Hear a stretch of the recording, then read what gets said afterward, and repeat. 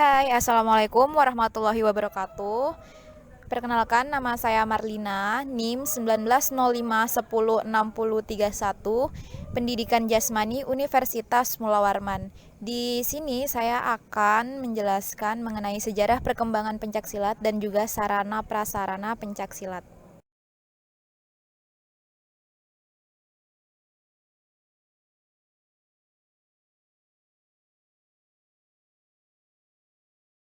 Nah, di zaman ini para ahli bela diri dan juga pendekar mendapat tempat yang tinggi di masyarakat. Begitu pula para empu yang membuat senjata pribadi yang ampuh seperti keris, tombak, dan juga senjata khusus lainnya. Nah, pasukan yang kuat di zaman kerajaan Sriwijaya dan juga Majapahit serta kerajaan lainnya di masa itu sendiri terdiri dari prajurit-prajurit yang mempunyai keterampilan pembelaan diri yang tinggi. Penanaman jiwa keprajuritan dan kesatriaan selalu diberikan untuk mencapai keunggulan dalam ilmu pembelaan diri. Nah, untuk menjadi prajurit atau pendekar diperlukan syarat-syarat dan latihan yang mendalam di bawah bimbingan seorang guru.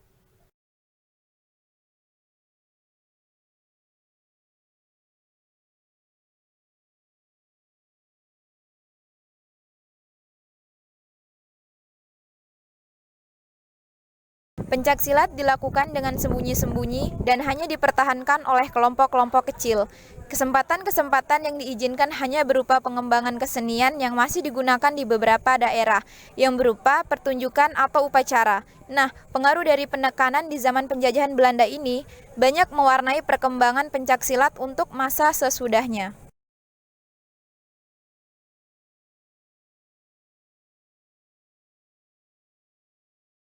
Nah, di seluruh Jawa didirikan gerakan pencaksilat yang diatur oleh pemerintah secara serentak. Nah, di Jakarta pada waktu itu telah diciptakan oleh para pembina pencaksilat suatu olahraga berdasarkan pencaksilat yang diusulkan untuk dipakai sebagai gerakan olahraga setiap pagi di sekolah-sekolahan.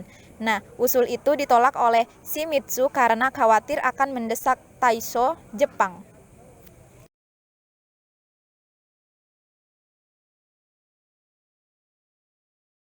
Nah, pada perkembangan pada zaman kemerdekaan ini dibagi menjadi dua periode. Yang pertama, periode perintisan pada tahun 1945 sampai dengan tahun 1955.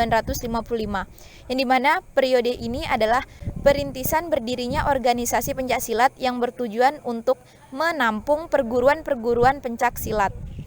Jadi pada tanggal 18 Mei 1948 di Solo, menjelang PON ke-1, para pendekar berkumpul dan membentuk organisasi Ikatan Pencaksilat Seluruh Indonesia atau IPSSI.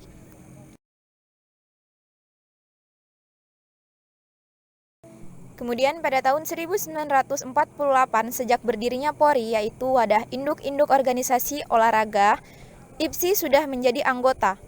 IPSI juga ikut aktif mendirikan KONI atau Komite Olahraga Nasional Indonesia.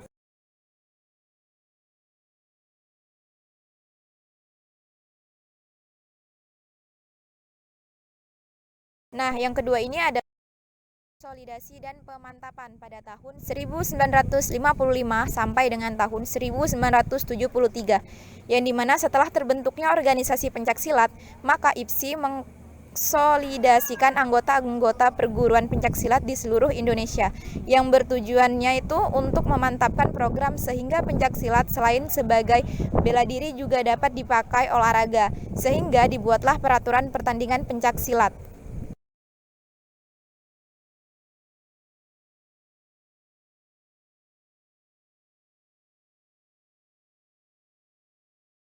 Ini dia sarana prasarana pencaksilat. Yang pertama ada samsak gantung yang dimana digunakan sebagai sarana latihan baik untuk pukulan maupun tendangan.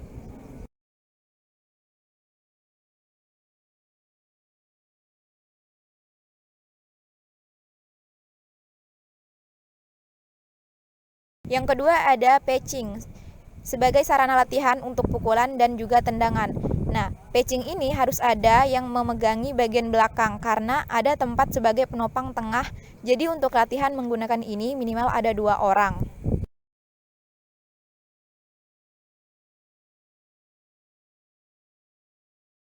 Yang ketiga ada pelindung tulang kering. Sebagai olahraga yang terbilang berbahaya, pencaksilat pada kategori tanding memperbolehkan setiap atlet mengenakan pelindung kaki terutama untuk tulang kering.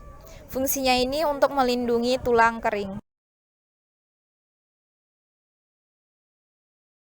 Kemudian ada kip protektor, yang dimana ini digunakan untuk pesilat putra melindungi bagian kemaluan.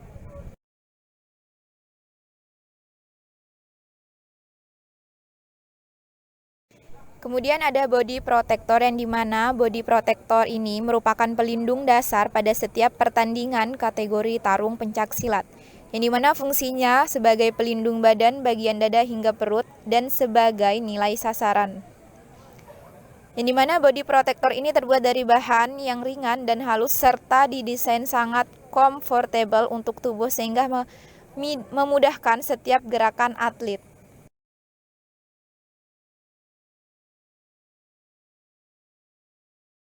Nah, kemudian ini ada gelanggang, yang dimana gelanggang merupakan arena bertanding pencaksilat yang memiliki lebar dan panjang 10 meter dengan lingkaran luar 8 meter dan lingkaran dalam 3 meter.